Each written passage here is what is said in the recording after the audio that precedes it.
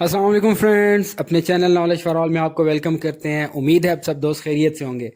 दोस्तों, हमारा आज का टॉपिक हिंदी उर्दू कंट्रोवर्सी है। बढ़ते हैं आज के टॉपिक की तरफ। This event occurred when British decided to replace Urdu, which is written in Persian script, with Hindi written in Devanagari script in lower courts. Muslim all over India started to agitate against the step taken by the government. On the other hand, Hindus were celebrating on the replacement of the language.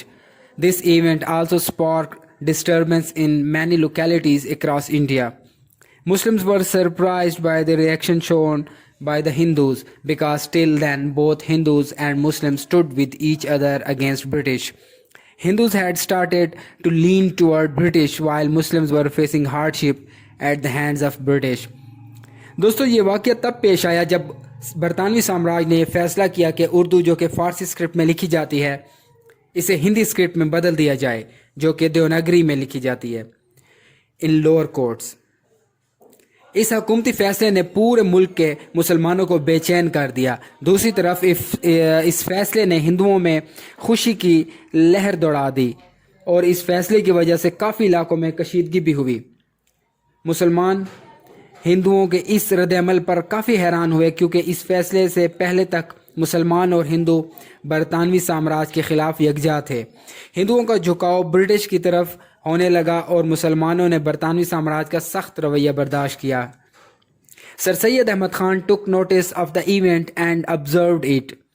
He then started to think about the two-nation theory, that Muslims and Hindus are two different nations which have totally different history, culture, religion and language. Although they have lived together with each other for more than 8 centuries, but still they have not learned to tolerate each other. After some interval of time in history, both communities found themselves face to face against each other over some issue.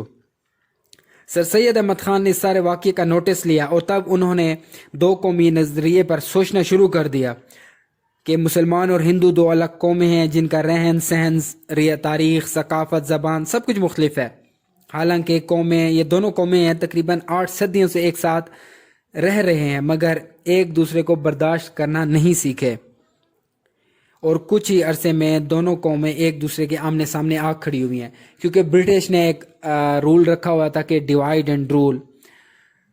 दोस्तों, ये था हमारा आज का topic. उम्मीद करते हैं आपको हमारा टॉपिक पसंद आया होगा and thank you so much for being with us. अल्लाह हाफिज़।